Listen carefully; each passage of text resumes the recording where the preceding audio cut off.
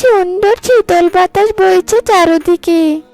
আর মৃদু বাতাসের তারতমে আমার বেগুনগুলো কি সুন্দর দুলছে। আজ আমার ফলগুলো বড় বলেই এত সুন্দর দুলছে। ওই মরিচ গাছের মরিচটা ছোট ছোট, ওরা আবার হাওয়া বাতাস কি বুঝে? ওইসব কিছু বুঝে নাকি? দেখো বেগুন গাছ, তুমি যত খুশি তোমার বেগুনের প্রশংসা করো, কিন্তু আমার মরিচ নিয়ে একটা কথা বলবো না বললাম। এভাবে ছেদ করে রেগে উঠলি কেন রে মরিচ গাছ? আমি ভুল কিছু বলেছি নাকি মরিচ গাছ? সত্যি কথা বলেছি তো, তাই গায়ে কাটার মতো ফুটেছে তাই না? সত্যি তো, তোর মরিচ অনেক ছোট ছোট। দেখো বেগুন গাছ, আমার মরিচ ছোট হোক আর বড় হোক, সে নিয়ে তোমার এত মাথা ব্যথা কেন শুনি? তোমার কাছে যেমন তোমার বেগুন দামি, তেমন আমার কাছে আমার মরিচ দামি, বুঝতে পেরেছো? তাই তুমি বলেও আমার মরিচ নিয়ে খোঁটা দিবে না। এইসব কথা বলে মরিচ গাছ আর বেগুন গাছ ঝগড়া করতে শুরু করে। আর তখনই সেখানে কৃষকগিনী মিতালি আসে। এই যে আবার শুরু হয়েছে বেগুন আর মরিচ গাছের ঝগড়া। বলছি, তোদের জ্বালায় আমরা কি দুটো মানুষ শান্তিতে একটু বাড়িতে থাকতে পারবো না নাকি? বলতো। আমি কোনো দোষ করিনি মালকিন, বরং ওই শয়তান বেগুন গাছ আমার মরিচ নিয়ে খোঁটা দিচ্ছে। ও ইচ্ছে করে ঝগড়া বাজাচ্ছে জানো। তুমি বলো মালকিন, আমার মরিচগুলো তো আমার সন্তানের মতো। সন্তানকে নিয়ে কি কোনো মা কি কখনো খারাপ কথা সহ্য করতে পারে? হ্যাঁ, চুপ কর, তুই আমাকে একদম শয়তান বলবি না। সেই না আবার মরিচ, সেই না আবার মরিচের মা সেজেছে। চুপ কর তোরা, চুপ কর, তোদের ঝগড়া আমার আর সহ্য হচ্ছে না। চুপ করবি তোরা? মিতালের কথা শেষ হতে না হতেই সেখানে তার স্বামী বিমল আসে। আরে গিন্নি, তুমি এভাবে চিৎকার করছো কেন বলো তো? আবার কি হয়েছে বাড়িতে? চিৎকার করব না তো কি বসে হাসবো? খুব তো বলেছিলে এই মরিচ গাছ আর বেগুন গাছের চারা তোমায় পরিমাতা দিয়েছিল। সেই কথা শুনে আমিও একেবারে ঘরের কাছেই চারা দুটো রোপণ করেছিলাম। ভেবেছিলাম পরিমাতার দেওয়া গাছ জাদুর হবে, উপকারী হবে। কিন্তু এই দুটো গাছ বড় হয়ে জাদুর কিছু দেওয়া তো দূরের কথা, শুধু ঝগড়া করে আমার কানের মাথা খাচ্ছে। কি বললে মালকিন? আমরা শুধু ঝগড়া করি, তোমায় কিছু দেই না? তবে এবার দেখবে তুমি আমার জাদু। বেগুন গাছ এই কথা বলতেই একটা বেগুন সোনার হয়ে যায়। এই দেখে মিতালি বিমল খুব অবাক হয়ে যায়। ও মা গো, ও মা, এই তো কপাল খুলে যাবে মনে হচ্ছে। বেগুন গাছ তুই তো খেল দেখালি। দেখলে তো মালকিন আমার জাদু। এবার তবে তুমি তোমার মরিচ গাছকে বলো না, তাকে তার জাদু দেখাতে। জানি তো ছোট্ট মরিচ গাছ সেটা পারবে না।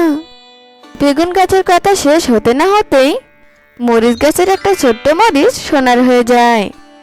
তুই আমায় নিয়ে ঠাট্টা করবি না, দেখ আমিও সোনার মরিচ দিয়েছি। ছোট্ট একটা সোনার মরিচ দিয়ে কিভাবে কথা বলছে দেখো। আর আমি কত বড় একটা সোনার বেগুন দিয়েছি, সেটা দেখেছিস? তুই আমার মরিচ নিয়ে কথা বলছিস? তবে দেখ দেখ আমি কি করি।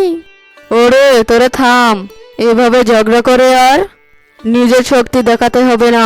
তোরা দুজন মিলেই আমাদের বড্ড উপকার করেছিস। তোদের দেওয়া সোনায় আমাদের ভাগ্যের দুয়ার খুলবে। ওরা দুজন সোনা দিচ্ছে দিক না, তুমি আবার থামাতে গেলে কেন?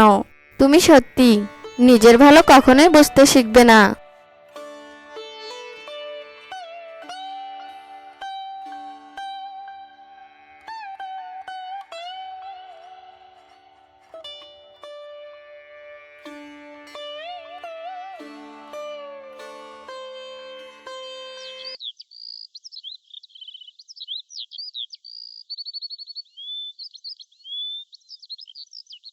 একটা হাদারামের সাথে বিয়ে হয়েছে আমার, যে কিনা নিজের ভালোটাও জানে না। তবে ওর ভালো মানুষের দেখলে চলবে না, ধনী হতে হলে আমায় বুদ্ধি খাটিয়ে চলতে হবে। পরের দিন যখন বেগুন গাছ আর মরিচ গাছ ঘুমাচ্ছিল, তখনই মিতালি চুপি চুপি বেগুন গাছের কাছে আসে আর বেগুন গাছের খুঁটিটা সরিয়ে মরিচ গাছের গায়ে ঠেকিয়ে রাখে।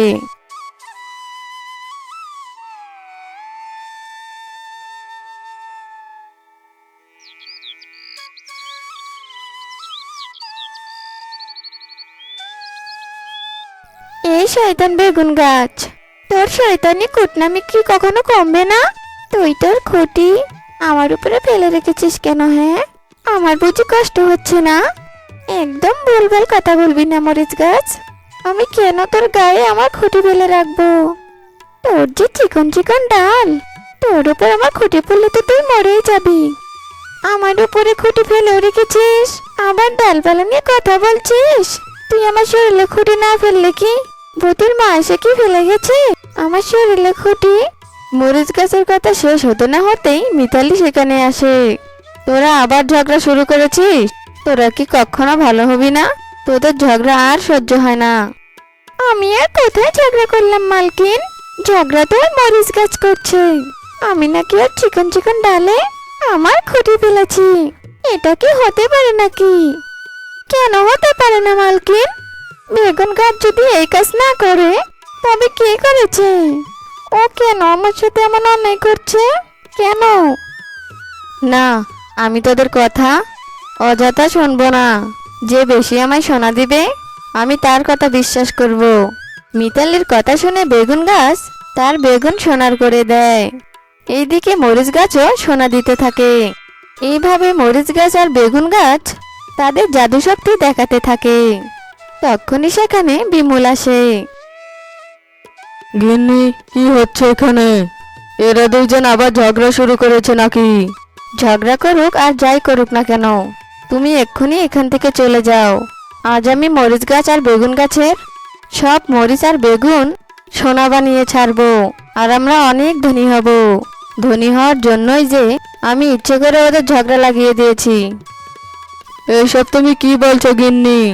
এমন লোভ তুমি করো না, তবে পরিমা আমাদের ওপর অসন্তুষ্ট হবে। কারণ পরিমাতা যে আমায় বারবার লোভ করতে বারণ করেছিল। তবে তুই মনে রেখেছিস আমার কথা? কিন্তু তোর স্ত্রী লোভ করেই তো চলেছে। তোর স্ত্রী আমার বিধিনিষেধ মানেনি, লোভ করেছে। আমার দেওয়া গাছের জাদুশক্তি অপব্যবহার করেছে। এবার তো তোর স্ত্রীকে শাস্তি পেতেই হবে।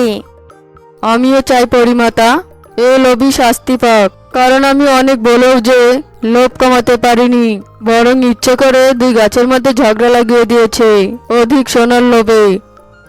আমি সব জানি বাছা, কারণ আমি সবসময় বেগুন গাছ আর মরিচ গাছের উপর নজর রেখেছিলাম, আর তোর স্ত্রীর লোভ দেখেই প্রকট হতে বাধ্য হয়েছি।